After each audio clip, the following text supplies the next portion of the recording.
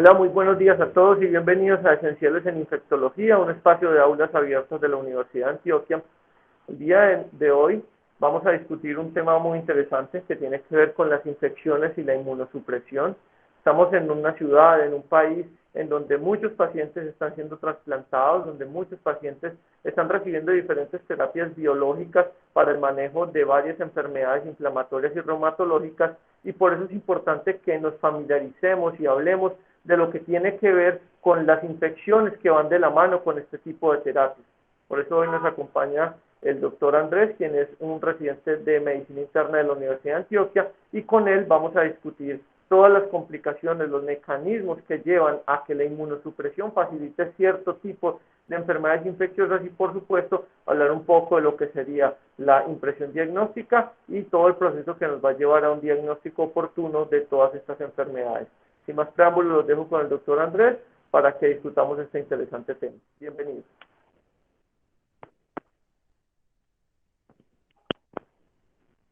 Bueno, muy buenos días a todos.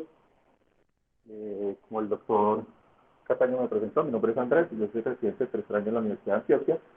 Y el día de hoy nos reunimos para socializar el tema principalmente sobre infecciones e inmunosupresores. Inicialmente, principalmente vamos a hacer un enfoque con respecto a los principales inmunosupresores, como los glucocorticoides, las antimetabolitos, la ciclosporina, entre otros. Entonces, ¿por qué hablar de inmunosupresores e infecciones? En varios estudios poblacionales se han identificado, principalmente en un estudio poblacional muy grande en Estados Unidos, donde encontraron incluyeron alrededor de 3 millones de personas. De esas 3 millones de personas, alrededor de 80.000 de esos pacientes que incluyeron estaban presentando algún tipo de terapia inmunosupresora. Y eso llevaba a que se expresara en un porcentaje de alrededor del 3%, entre 2.8 al 3%. Para ellos, que principalmente identificaban como una terapia inmunosupresora. Entonces, es aquel paciente que por lo menos tuviese uno o más antineoplásicos en uso,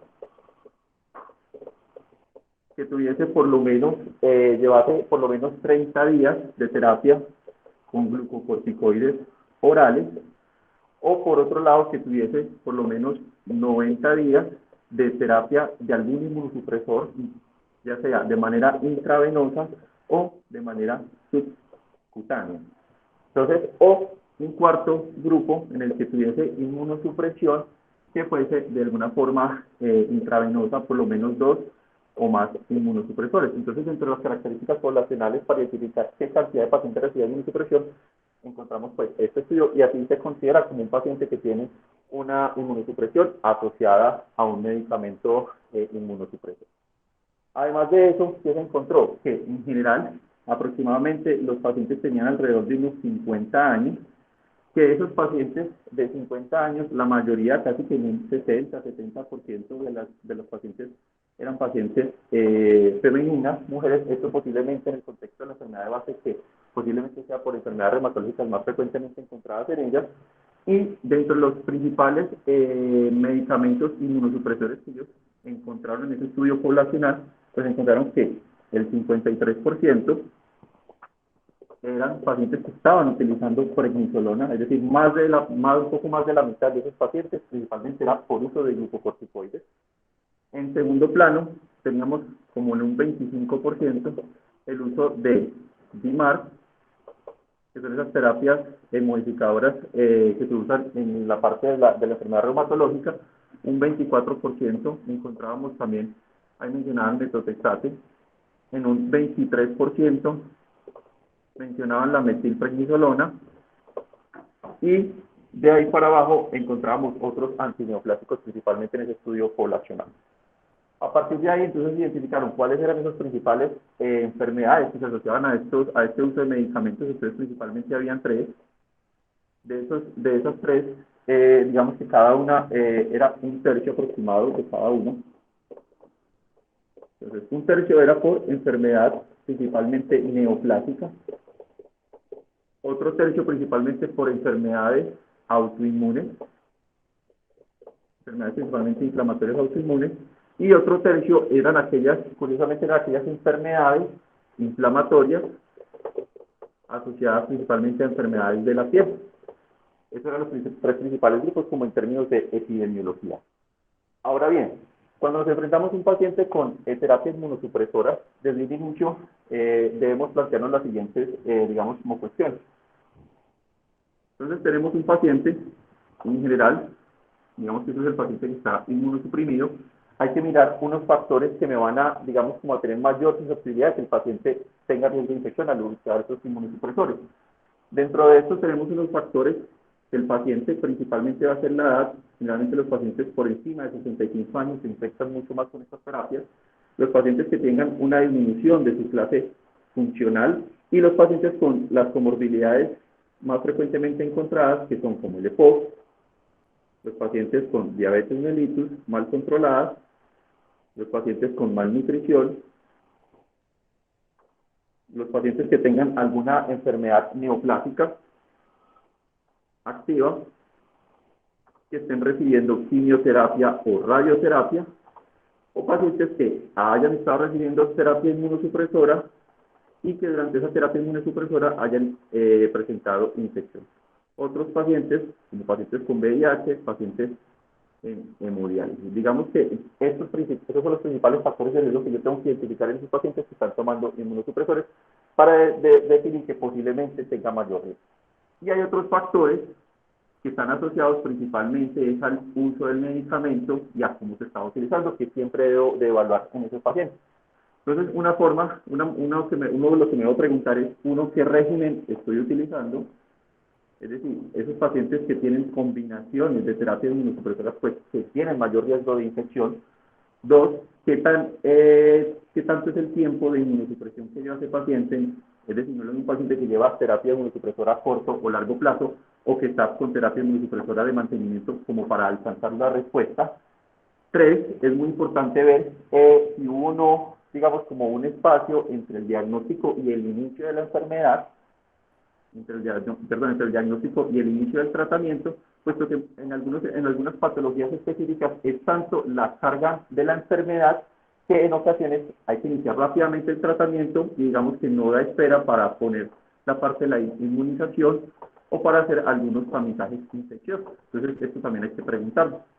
4, también nos deberíamos de preguntar cuál es esa seguridad del fármaco y la parte de la polifarmacia en los pacientes. Los pacientes que tienen generalmente con polifarmacia, que son 5 o más medicamentos, tienen mayor riesgo de infección. Hay que definir las RAM de esos medicamentos que estoy utilizando y la necesidad o no de estar monitorizando a esos pacientes. Quinto, también tenemos que definir qué tanta la efectividad o la eficacia pues, de ese medicamento. No es lo mismo un medicamento que, por más de que, a pesar de que yo lo estoy utilizando, esté haciendo que el paciente igual haga recaídas frecuentes o haga refractariedad. En ese caso, pues este paciente de entrada va a tener mayor riesgo de que se infecte al usar esta terapia inmunosupresora.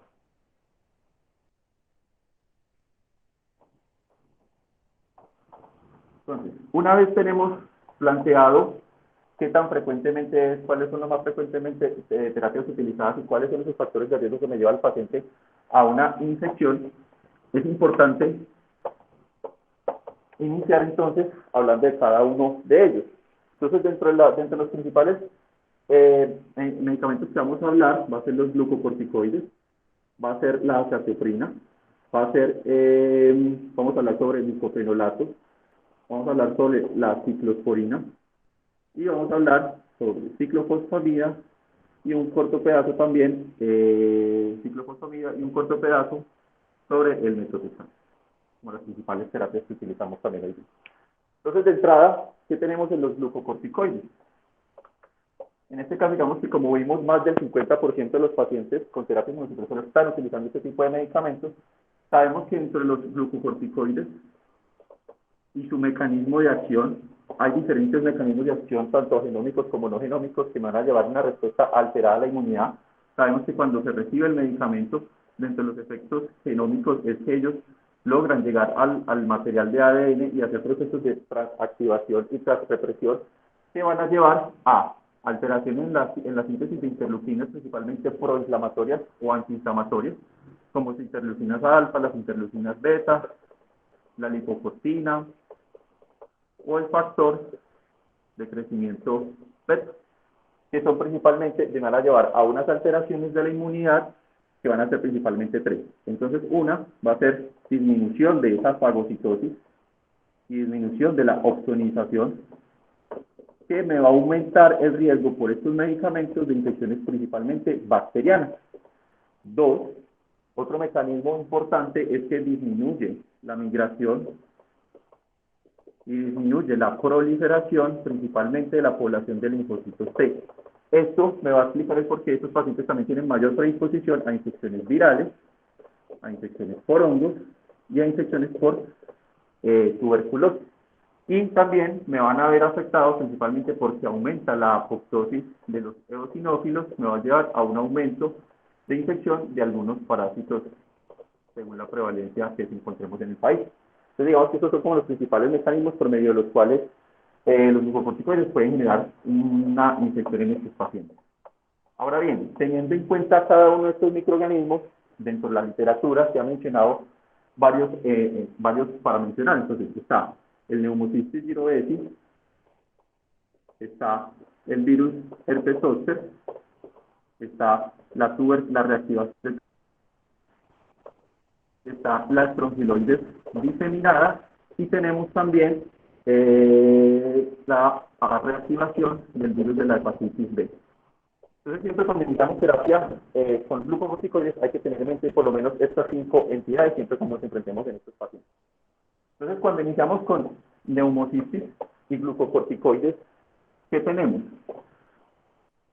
Sabemos que las enfermedades en general, sobre todo mencionan todas las literaturas que extrapolan o la evidencia sobre enfermedades reumatológicas, se sabe que el riesgo por pneumocystis en enfermedades reumatológicas está entre 1 o 2%, y que esta entidad pues también va a variar dependiendo de la enfermedad subyacente que tengamos. Entonces, en la enfermedad por pneumocystis y glucocorticoides, digamos en las enfermedades reumatológicas principalmente va a haber la polimiositis o la dermatomiositis, que es el principal, los que principalmente van a desarrollar riesgo por pneumocystis. Y por acá abajo vamos a tener el lupus. También tenemos las vasculitis ANCA, que se relacionan principalmente también con el desarrollo de esta pneumocystis jirovecii. Ahora bien, ¿qué pasa con neumocystis y glucocorticoides? Realmente los estudios de donde se sacan la dosis a los cuales hay mayor riesgo de neumocystis son realmente casos sin controles y son estudios unicéntricos. Voy a mencionar principalmente tres. Hay principalmente tres, uno desarrollado en la Clínica Mayo. En la Clínica Mayo, que fue más o menos en los años 90. Hay otro estudio de casos sin controles y un estudio en Singapur. De estos que es importante mencionar, digamos que en la Clínica de Mayo, ellos fueron donde incluyeron alrededor de más de 100 pacientes que tenían neumocystis positivo y que eran VIH negativos. ¿Qué se encontró? Que de estos pacientes, el 91% que habían recibido terapia con glucocorticoides, por lo menos en los últimos 30 días, presentaron infección por neumocystis jirovecii. Ahora bien, de estos 91%, el 25% tenían una dosis alrededor de 15 miligramos día y la dosis promedio de todo ese 90% fue de 30 miligramos día. Con base a esto vamos viendo cuáles son las dosis que vamos a tener en cuenta al momento de hacer las recomendaciones. Hay otros estudios de casos y controles, principalmente en pacientes lúpicos, que son realmente la población es muy escasa. Fue un estudio de alrededor de 15 pacientes con lupus. Entonces tenía unos que tenían lupus versus los pacientes que eran sanos. En ellos encontraron neumocystis, el compromiso con neumocystis, con una dosis de 40 miligramos en los pacientes con lupus versus 20 miligramos en los pacientes sanos. Y en el estudio de Singapur, la principal dosis que encontraron para esto fue menos de 30 miligramos, se asociaba pues con menor riesgo, y más de 30 miligramos se asociaba con mayor riesgo de infección por neumocystis, con un riesgo relativo de hasta 19. A partir de estos estudios es que en general las recomendaciones de alguna de las guías no hay como un estudio exacto que nos diga esta es la dosis establecida estándar, pero digamos que se basan en algunos de estos estudios de casos de control.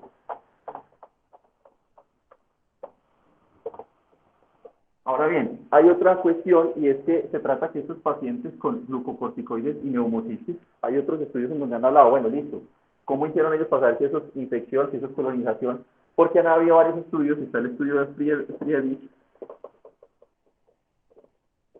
En ese estudio lo que él hizo fue incluir más de 100 pacientes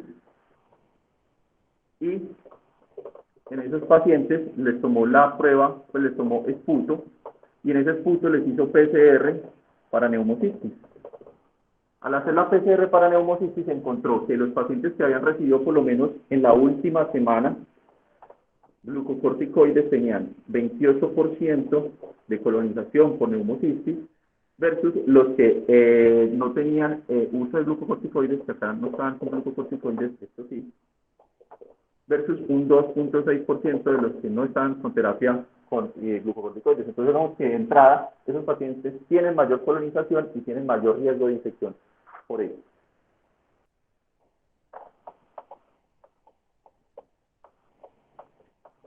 Ahora bien, entonces dentro de las recomendaciones que se plantean, digamos que plantean varios escenarios. Entonces yo puedo tener, digamos acá, 4 escenarios. Vamos a pintar acá algunos de los pacientes en los que nos podemos enfrentar.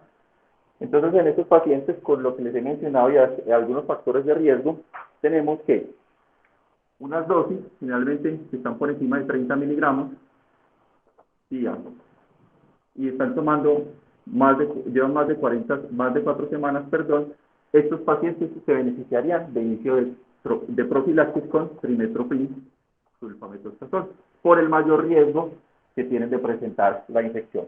Ahora bien, pero si el paciente no está tomando más de 30 miligramos y no lleva estas semanas, hay otra población que ellos incluyen dentro de las recomendaciones que son población entre 30 miligramos y 15 miligramos al día de prednisolona o es equivalente, pero que lleven más de 8 semanas. Y esta recomendación se basa principalmente en el estudio de Mayo, que ya lleva más de 20 años. Ahora bien, dentro de las otras situaciones que nos podemos encontrar son pacientes que estén en estas dosis, entre 30 y 15 miligramos, pero que además de eso tenga por lo menos 2 factores de riesgo dentro de estos 3 principales. ¿Qué factores de riesgo? Que el paciente, como les dije, sea mayor de 65 años ya de entrada, le da principal factor de riesgo también, que esté recibiendo alguna otra terapia inmunosupresora o que de base tenga algún tipo de comorbilidad de las que mencioné al inicio. En este caso, uno podría considerar iniciar el inicio de profilaxis con trimestoprim. Y en los pacientes, generalmente, que tienen por debajo de 15 miligramos, es aquellos pacientes, uno podría considerar profilaxis si esos pacientes vienen recibiendo alguna otra terapia inmunosupresora y también algún otro factor de riesgo. Acá es importante mencionar que dentro de esta terapia inmunosupresora puede que esté recibiendo glucocorticoides de manera intermitente o pulsos, que hayan recibido pulsos también se ingresa como entre los que se beneficiarían de terapia contra el neumocistis giro.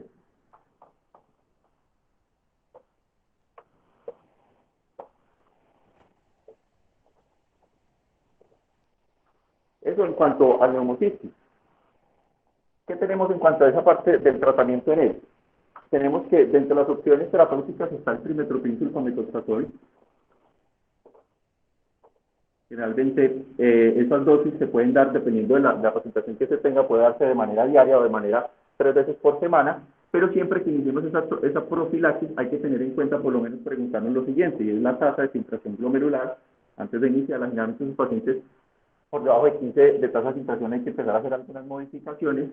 En los pacientes también que debemos preguntarnos es si concomitante está recibiendo terapia con metotrexato, sobre todo por el efecto de toxicidad que pueden llegar a tener estos pacientes. Dentro de las alternativas, en caso de que no podamos disponer de este trimestoprim, está la atabacona y está la que generalmente se usa en el medio, que es la lapsona.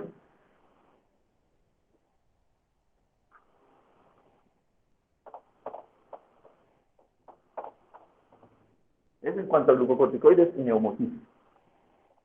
¿Qué tenemos con respecto a las otras infecciones asociadas a los corticoides que les estaba mencionando? Entonces, esos pacientes también van a tener un mayor riesgo de infección por virus de herpes zóster. Estos pacientes con infección de virus de herpes zóster generalmente se encuentran entre uno o dos veces más riesgo de presentar la reactivación de este virus. Además de eso, el virus de herpes zóster tiene el mayor riesgo, digamos, en estos pacientes inmunosuprimidos de presentarse de manera diseminada. Ellos hablan de un porcentaje alrededor del 10 a 40% que estos pacientes hagan un virus herpes zóster diseminado, es decir, que haya un compromiso como encefalitis, retinitis, neumonía y hepatitis. Entonces es muy importante siempre tener ese riesgo presente. Y cuando se presentan con esa herpes diseminado, pueden tener una mortalidad que va incluso hasta del 15 o del 10%. Entonces debemos siempre tenerlo pues como en mente. Dentro de, digamos, como de las maneras preventivas o en cuanto al manejo en el riesgo de estos pacientes con virus de herpes zóster y glucocorticoides, es muy importante lo que hace referencia a la vacunación. Entonces, digamos que las guías plantean varias como estrategias. Entonces, dentro de la terapia preventiva en estos pacientes, entonces podemos tener lo siguiente.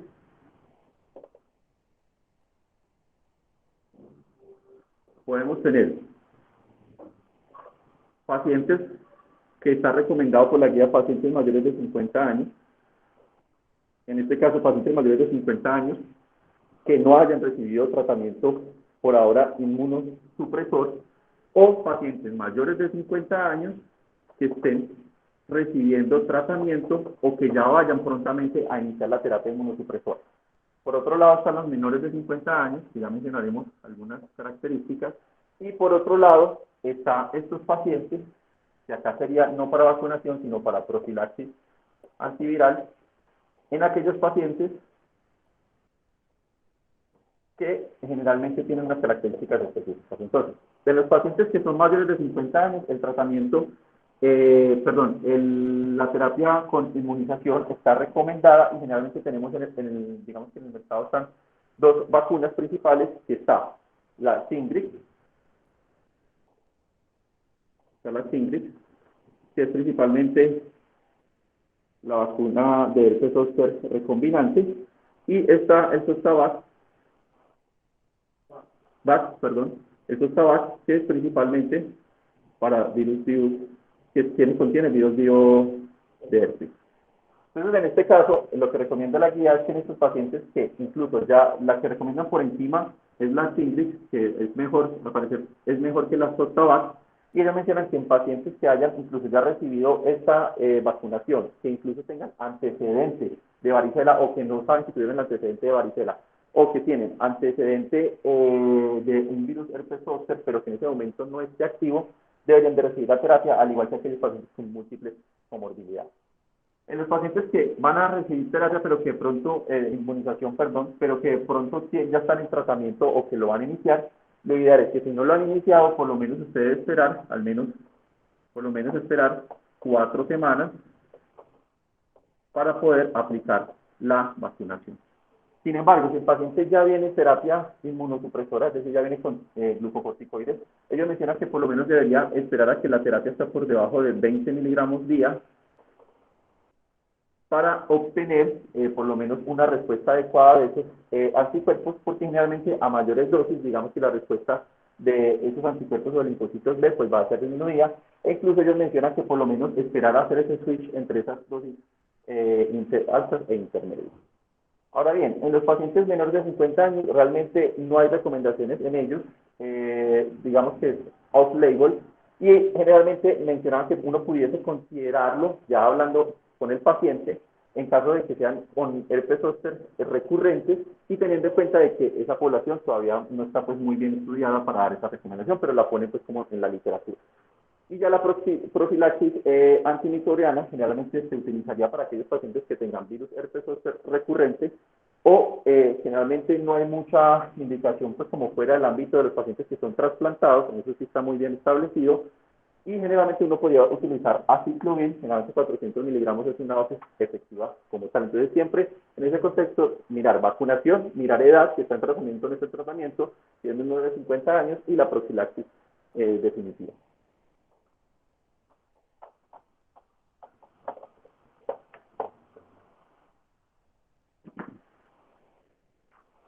Otra entidad que tenemos que también es frecuente, pues que tenemos que tener siempre en mente, es la tuberculosis con glucocorticoides, principalmente esa reactivación que podemos llegar a tener. Usted sabe que per se, pues, hay enfermedades que van a también alterar esa respuesta inmune. Entonces sabemos que los pacientes incluso con enfermedades reumatológicas, pacientes con artritis reumatoidea, pacientes con lupus o pacientes con polimiositis dermatomiositis, pues van a tener un riesgo per se ya de base sin necesidad de estar en terapia inmunosupresora a presentar tuberculosis. Ellos hablan que estos tienen, la AR tiene hasta de base hasta un riesgo de 28%, el lupus hasta el 9% y la polimiositis hasta un 8%, pero obviamente eso va a variar dependiendo de la población estudiada. Ahora bien, en estos pacientes generalmente los estudios que han mencionado, que pacientes que tengan dos, generalmente, que están por encima de 15 miligramos día de prednisolona, tienen un tienen un OR de hasta 7.7 para presentar la reactivación de la tuberculosis. En ese caso, entonces, las guías recomiendan que, en general, pacientes que tengan dosis por encima de 10 miligramos día, por lo menos por 4 a 8 semanas, usted debe hacer un tamizaje para definir si hay o no reactivación de la tuberculosis, y ese tamizaje generalmente usted lo puede hacer por la prueba de tuberculina, la PPD, o midiendo pues el interferón. En ese caso, usted estaría, si ve que está positivo, obviamente iniciaría la terapia de profilaxis para ese en cada uno de los dos casos. Si no, usted también debe estar siempre evaluando si hay o no otras, digamos, como manifestaciones de eso que ya se consideraría que hay una tuberculosis pues, activa.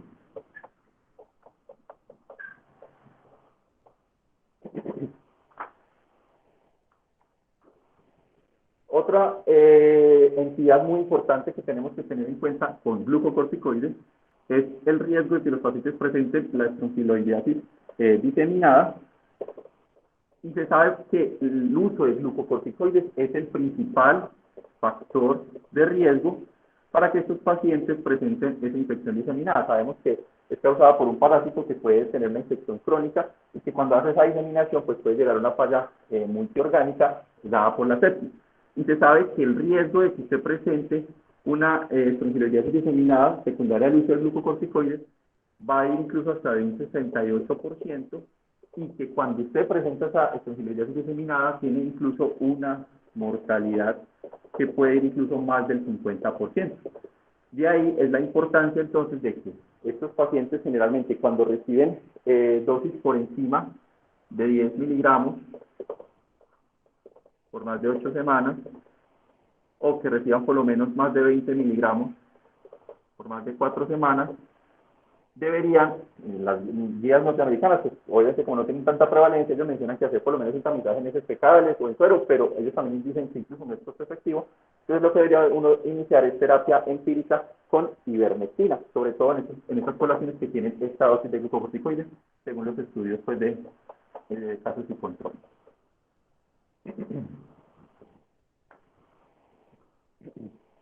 Y tenemos otra infección muy importante, es la reactivación del virus de hepatitis B con uso de glucocorticoides. ¿Qué se ha visto con glucocorticoides y el virus de hepatitis B?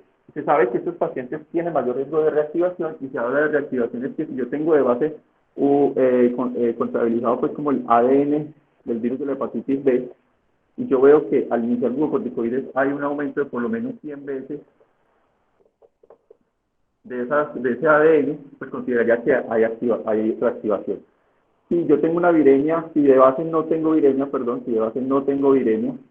pero al iniciar glucocorticoides ya empiezo a tener algún tipo de detección de esta viremia, consideraría que hay reactivación del virus de la hepatitis B. Generalmente, estos pacientes, digamos que la reactivación es muy variable. Entonces, la reactivación se puede dar con los síntomas que conocemos: dolor abdominal, náuseas, emesis, ictericia. pero la activación se puede dar en cualquier momento, en varios momentos. Digamos que yo inicio el tratamiento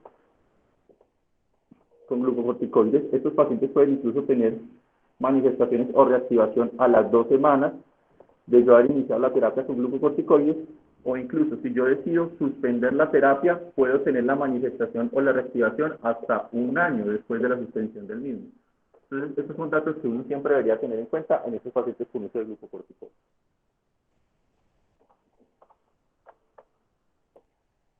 ¿Qué es importante? En estos pacientes que yo considero que posiblemente tienen factores de riesgo, tienen las dosis que pueden estar haciendo riesgo para reactivación, hay que hacer un tamizaje solicitando pues, el antígeno de superficie para el virus de la hepatitis B y los anticuerpos para el virus de la hepatitis B. En este caso es importante, ¿por qué? Porque según este tamizaje yo logro estratificar según un riesgo. Entonces yo puedo tener pacientes que tienen estos dos positivos. Cuando tienen estos dos positivos, yo consideraría que el paciente se considera como de alto riesgo para presentar la reactivación, y estos pacientes, pues de entrada, deberían recibir terapia antiviral como profilaxis.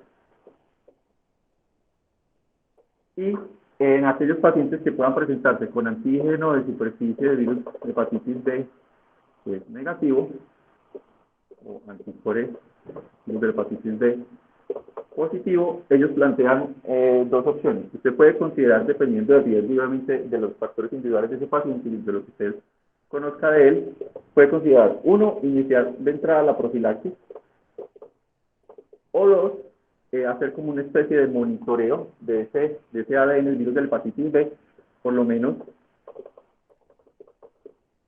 cada 3 a 6 semanas. Perdón, cada 3 a 6 meses. Cada 3 a 6 meses. Y si hay algún criterio de reactivación, como les mencionaba al inicio, pues ese paciente se iría inmediatamente para inicio de profilaxis.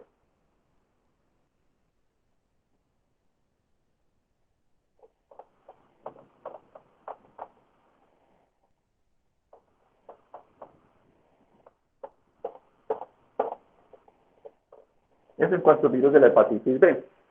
Dentro de las otras infecciones que tenemos asociadas generalmente a glucocorticoides, digamos que han sido como las 5 principales, pero el uso de aciatoprina es muy importante también. ¿Por qué? Se sabe que la aciatoprina, más o menos el riesgo general de infección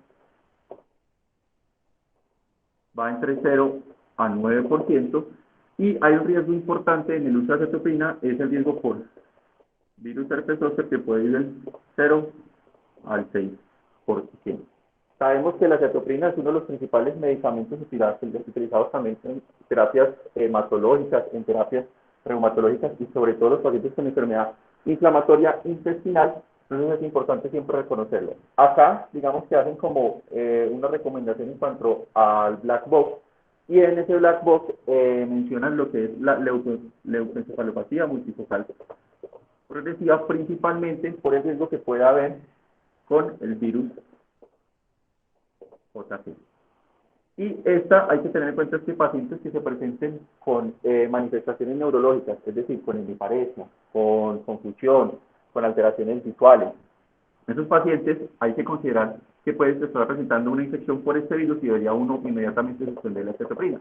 La cuestión es que no es el único virus que también puede tener predisposición por el uso de acetoprina, sino que también tenemos el citomegalovirus, y hay algunas otras infecciones incluso fúngicas, aspergilos, cripto, y algunos parasitarias como tox. Entonces, de entrada, en estos pacientes también deberíamos descartar estas enfermedades, pero siempre teniendo en mente y nunca olvidarnos de posiblemente una leucoencefalopatía multifocal progresiva. En cuanto a la terapia de suspensión de la aciatoprina, no hay recomendaciones muy bien establecidas. En general se sabe que incluso en algunos pacientes que presenten infecciones por virus de Epstein-Barr y que concomitantemente estén recibiendo aciatoprina, pareciera haber un riesgo de aumento de trastornos linfoproliferativos, y en ese caso, en algunas guías mencionan que debería uno suspender la aciatoprina hasta que por lo menos resuelva la infección por virus de Epstein-Barr. Y dentro de los otros medicamentos que tenemos, está también la ciclosporina, perdón, está el micofenolato en orden, está la ciclosporina, está la ciclofosfamina.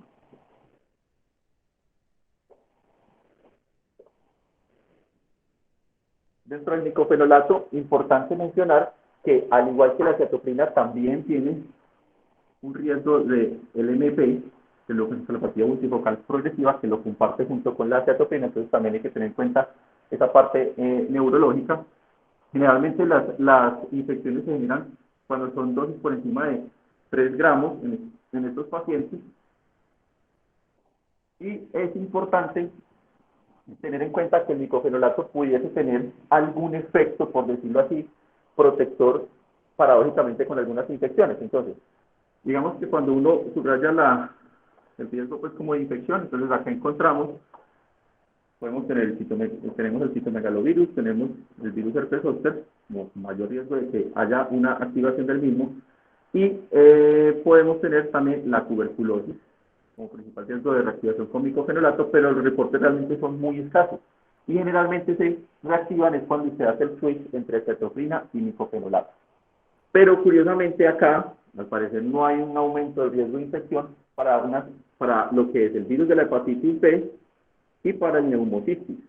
Pareciera ser que tanto en los estudios in vitro como en algunos estudios poblacionales, cuando ponen al paciente con micofenolato más glucocorticoides versus el que únicamente recibe glucocorticoides, pareciera ver que hay una disminución de la expresión de ese antígeno de superficie del virus de la hepatitis B, y pareciera haber una disminución en la replicación de ese virus.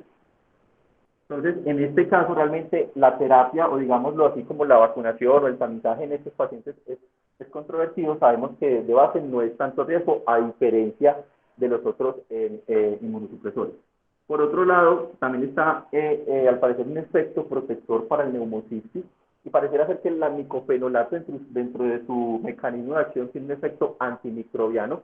Entonces, en este caso, estos pacientes, al parecer, tienen un efecto protector. Incluso algunos estudios mencionaban, había un estudio de larga data que fue más de 1000 pacientes comparados con 500 pacientes. 1000 pacientes que habían recibido micofenolato en la terapia y los otros 500 que no habían recibido micofenolato, y ninguno de los 1000 pacientes que habían recibido micofenolato había resultado con neumocitis, a diferencia de los otros 500 que no habían recibido micofenolato. Entonces pareciera haber un efecto protector.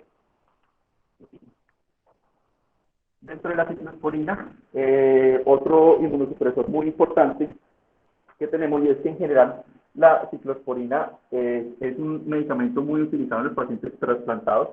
En ellos mencionaban que la ciclosporina pudiese tener mayor riesgo de infección por citomegalovirus, sobre todo en aquellos pacientes que son trasplantados renales.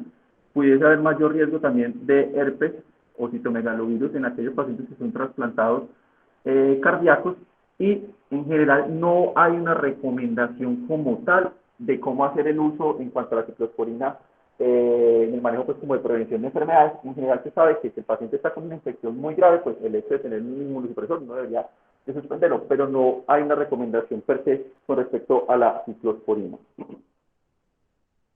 Y tenemos también la ciclofosfamida, muy importante, y es que se ha visto que es una de las principales causas de infecciones bacterianas graves, pero digamos que ese efecto de infección de bacterianas graves principalmente se debe al uso concomitante con glucocorticoides. Cuando ellos comparan glucocorticoides, se usan imaciclofosfamida. A veces los que solo utilizaron glucocorticoides, pues se ve que el riesgo de infección es del 40% versus solo 12% en este caso. Y una de las principales infecciones bacterianas que ellos mencionan en la literatura es la neumonía bacteriana. La neumonía bacteriana es como las principales causas de infección bacteriana grave. La infección bacteriana grave, entre los estudios lo han mencionado, aquel paciente que requiera por lo menos hospitalización o por lo menos un uso de antibióticos intravenosos. Y la dosis generalmente por la cual usted asocia mayor riesgo de infección de ciclofosfamida con glucocorticoides es si usted tiene una dosis de por lo menos 10 a 15 miligramos al día y está utilizando también las dosis de ciclofosfamida. En este caso, pues estaría indicado hacer toda la parte del tamizaje. Además de eso, es importante tener en cuenta que si bien la ciclofosfamida tiene un efecto inmunosupresor en cuanto a un freno en la parte medular, sobre todo con la leucopenia, está indicado que no se debería iniciar si tiene un conteo por debajo de 1500 o unas plaquetas por debajo de 50.000, hay que tener en cuenta que hasta el 20% de las infecciones bacterianas e incluso principalmente fúngicas se presentan en pacientes que no tienen leucopenia. Entonces, si bien como la citopenia puede generarse en el contexto de leucopenia, la ciclofosfamina no siempre va a estar con la leucopenia en el momento de la infección.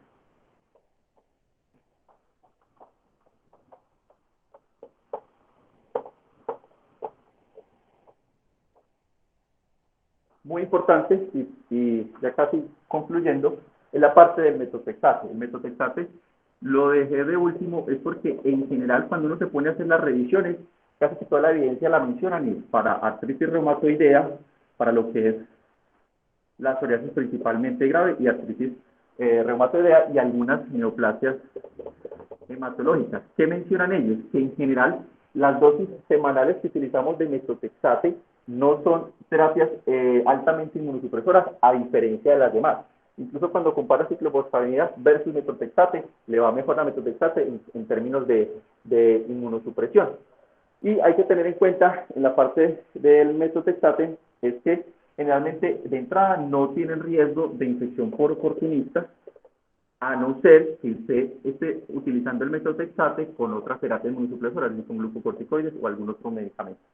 De entrada no deberíamos estar pensando en infecciones oportunistas, si solamente tiene metotrexate a las dosis utilizadas para artritis reumatoidea e incluso de psoriasis. Ellos mencionan importante es que en los pacientes también, que incluso tengan una infección leve y que estén utilizando metotrexate, uno no debería suspenderlo. Uno debería suspenderlo en caso de que el paciente esté con una infección grave o incluso si está expuesto a una infección por virus del herpes zóster, pero que está diseminada y que es grave. En ese caso uno sí la suspendería. Y lo que ellos mencionan es que usted debería reiniciar el metotrexate por lo menos de 10 a 15 días posterior a que la infección y los reactantes de fase aguda se hayan resuelto. En este caso, pues sí, uno consideraría reiniciarlo. Entonces, para definir o concluir la parte de inmunosupresores, en este caso, ellos plantean, digamos, unos pasos muy adecuados que uno debería tener en cuenta, y es que el paso 1, el paso 2 y el paso 3. Que yo creo que realmente lo que nos debemos llevar para la casa, y es que el paso 1, usted debería siempre preguntarse, cuando usted enfrenta a un paciente que usted le va a iniciar terapia inmunosupresora o que ya la está recibiendo, como decíamos al inicio, pregúntese, ¿este paciente está en riesgo, sí o no? Como vimos, realmente los estudios son muy heterogéneos y va a depender de la enfermedad subyacente, pero siempre preguntarnos eso. Y ahí van los factores de riesgo que hemos mencionado, tanto los factores del paciente como los factores de la medicación que está tomando según lo que hemos mencionado. El paso 2, usted se pregunta, listo, si mi paciente tiene riesgo, en este momento está con alguna complicación infecciosa. Ahí es donde usted, según el inmunosupresor que esté tomando el paciente y según el mecanismo y según lo que hemos mencionado y el riesgo de algunas infecciones, usted debería considerar. Ya sabemos que para glucocorticoides nunca se nos debe salir neumocistis, virus herpes zóster, TB, estrongiloides diseminada y virus de la hepatitis B en general. Sabemos que para la azatioprina es muy importante, y el micofenolato también, la parte de la leucoencefalopatía multifocal progresiva, pero también el hecho de virus, principalmente herpes y citomegalovirus.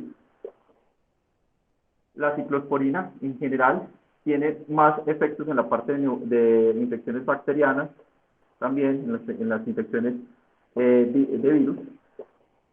Y el metotrexate, ya sabemos que realmente no tiene tanto riesgo de infección oportunista y que siempre deberíamos de mirar concomitante a qué se está asociando ese metotrexate. Y finalmente, cuando usted logre identificar esa complicación, hay un algoritmo, una mnemotecnia que me pareció aplicable, que es la mnemotecnia PILA, en donde usted define que ese paciente, si se beneficia o no, se debe preguntar, listo, tengo estas complicaciones.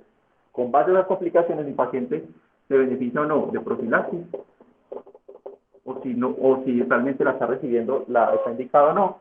La inmunización, siempre preguntarnos la parte de vacunación en ese paciente, los laboratorios, Es decir, que este paciente de entrada tiene todos los laboratorios de tamizaje infeccioso para virus de hepatitis B, para tuberculosis, y si requiere un monitoreo según las reacciones adversas a los medicamentos, y A, generalmente de antimicrobianos, que va muy de la mano con profilaxis.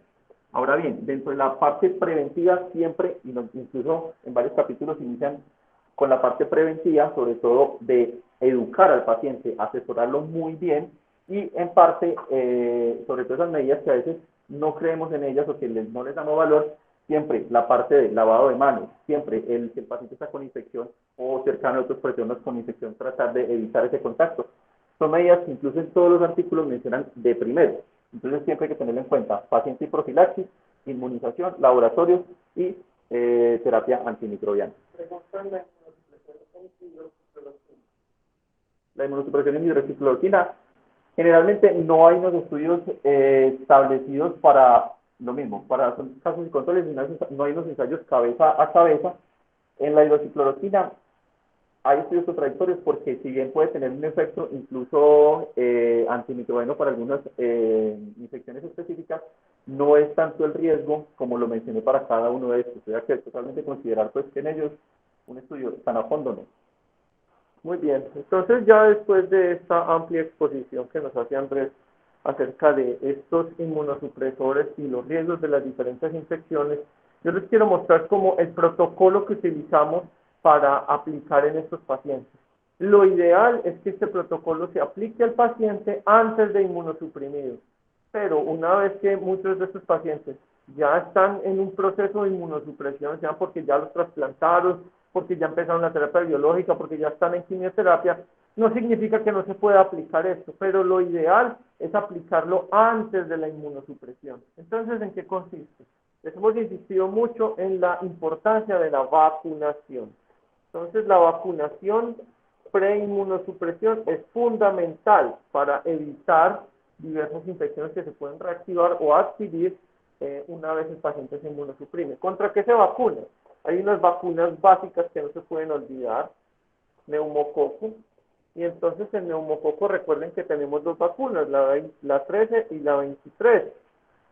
La 13 es una vacuna conjugada y mucho más efectiva que la 23, pero aquí no se trata de una vacuna o la otra, se trata de una complementariedad entre ambas vacunas. Entonces uno aplica la 13 y 8 semanas después aplica la 23 como un refuerzo. También debemos aplicar la vacuna de influenza. Tenemos que aplicar vacunas contra hepatitis B porque uno asume que mucha de la población, como ya estamos vacunando a los niños inmediatamente nacen, que mucha de la población ya está inmunizada contra hepatitis B y uno ve que muchos de nuestros adultos nunca han recibido una dosis de hepatitis B. Entonces es muy importante la vacuna de hepatitis B. Tétanos. Es que tétanos no desapareció de Colombia. Seguimos viendo pacientes que sufren accidentes de riesgo tetánico y desarrollan tétanos neonatal. Entonces es muy importante no olvidar el refuerzo para tétanos. Y la otra que ya mencionaba Andrés es la vacuna del zóster, que como les mencionábamos tenemos dos vacunas y quiero hacer un paréntesis aquí. Tenemos una vacuna que es una vacuna recombinante y una vacuna que es viva atenuada. Entonces, la vacuna recombinante es igualita a la vacuna de hepatitis B, en donde solamente aplicamos el antígeno de superficie, aquí aplicamos también un antígeno específico recombinante del virus de la varicela zóster.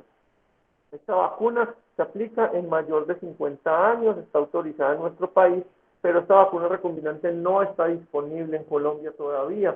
Se supone que iba a llegar en el año de la pandemia y por obvias razones pues no llegó, pero está disponible en otros países y es la vacuna indicada en los pacientes inmunosuprimidos. Si el paciente aún no ha sido inmunosuprimido, se puede aplicar la vacuna viva atenuada, que es una vacuna que, como su nombre lo dice, es una vacuna que se puede replicar y que puede causar enfermedad en un paciente que está inmunosuprimido, y por eso en paciente inmunosuprimido no se recomienda esta vacuna, sino que se recomienda la vacuna recombinante o la vacuna nueva. Entonces, eso en términos generales de lo que tiene que ver con vacunación. Luego hay que realizarle unos estudios al paciente, unos estudios básicos. Entonces, además de un hemograma, una función hepática, una función renal, tenemos también que hacerle unos estudios específicos para descartar infecciones latentes. Entonces, el más importante de todos es la tuberculina, pero si el paciente ya venía presentando algún tipo de medicamento inmunosupresor, hay que hacer lo que conocemos como los IGRAS. Los IGRAS son unos test que lo que miden es el interferón que se libera en las células en presencia de la infección latente por Mycobacterium tuberculosis. Estos están disponibles en Colombia, el que más utilizamos se llama cuantiferón.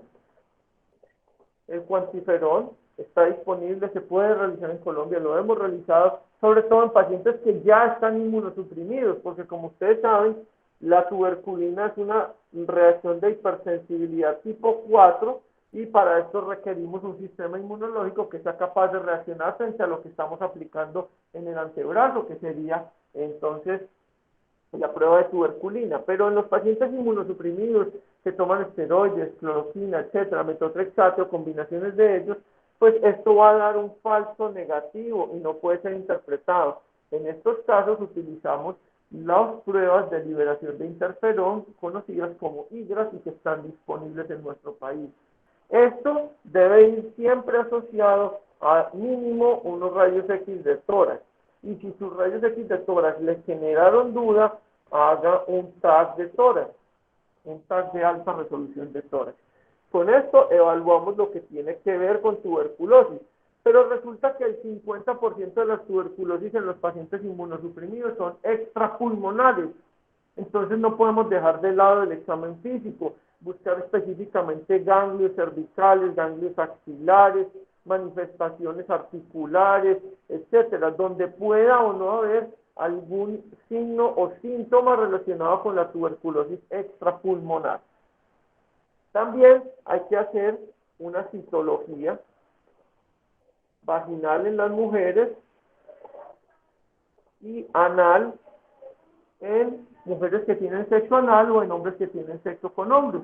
Entonces ya con esto lo que estamos buscando es tamizar a PBH para que posteriormente y producto de la inmunosupresión no se generen entonces formas cancerígenas de la infección crónica por los serotipos asociados a sea de cervix, a sea de ano, sea de recto, por el virus del PBH. Entonces no olviden una citología anal, una citología vaginal según el caso. El antígeno específico de próstata, también en los hombres mayores de 50 a 60 años, para descartar que no vayan a tener un aumento significativo de la glándula prostática o que incluso puedan tener un cáncer in situ que se pueda diseminar o hacer metástasis en casos de inmunosupresión muy profunda, en casos de trasplante, en casos de quimioterapia. Entonces el antígeno prostático también.